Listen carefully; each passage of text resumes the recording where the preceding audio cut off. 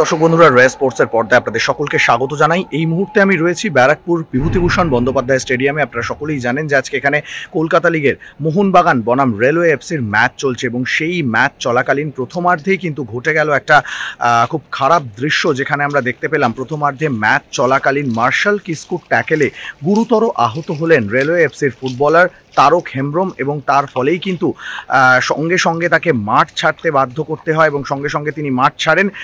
মাঠ ছাড়ার পরে প্রথমার্ধের শেষে যে ছবিটা দেখা যায়, তাকে কিন্তু তড়িঘড়ি হাসপাতালে নিয়ে যাওয়ার জন্য অ্যাম্বুলেন্সের ব্যবস্থা করা এবং মার্শাল কিস্কুর এই ট্যাকেলে কিন্তু লিগামেন্ট ছিঁড়ে গিয়েছে তারক হেমব্রমের এবং তার ফলে কিন্তু মোহনবাগান টিমের চিকিৎসকরা তারা দ্রুত বিপক্ষ দলের ডাগ আউটে পৌঁছে যান। সেখানে গিয়ে তারক হেমব্রমকে দ্রুত ইনজেকশন দেওয়া হয় যাতে তার যন্ত্রণার উপশম হয় এবং এই চিত্রটা কিন্তু অবশ্যই ফুটবল মাঠে আমরা সবসময় দেখতে চাই যে মাঠের লড়াই 90 মিনিটে এবং সেই লড়াইয়ের বাইরে কিন্তু অবশ্যই একটা মানবিকতা কাজ করে। যতই বিপক্ষ দলের গুরুত্বপূর্ণ ফুটবলার হোক, তারক যখন যন্ত্রণায় ছটকাচ্ছে তখন কিন্তু মোহনবাগান দলের চিকিৎসকরা দৌড়ে গেলেন বিপক্ষ ডাগ আউটে এবং সেখানে গিয়ে তাকে দ্রুত ইনজেকশন দেওয়া হলো এবং সেই যন্ত্রণার উপশম হওয়ার পরেই তাকে কিন্তু দ্রুত অ্যাম্বুলেন্সে করে নিয়ে হাসপাতালে নিয়ে যাওয়া হয় যাতে তার চিকিৎসা শুরু করা যায়। এবং অ্যাম্বুলেন্স আসার পরেও কিন্তু বেশ কিছুক্ষণ তাকে অ্যাম্বুলেন্সে তোলা যায়নি, কারণ লিগামেন্ট ছিঁড়ে গেলে যে কোনো ফুটবলারের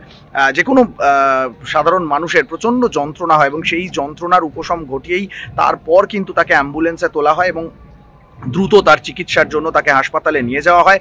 মোহনবাগান বনাম রেলওয়ে এফসির ম্যাচ চলাকালীন কিন্তু গুরুতর চোট নিয়ে মাঠ ছাড়লেন তারক হেমব্রম। ব্যারাকপুর স্টেডিয়াম থেকে সৌরভ মুখার্জি, রে স্পোর্টস।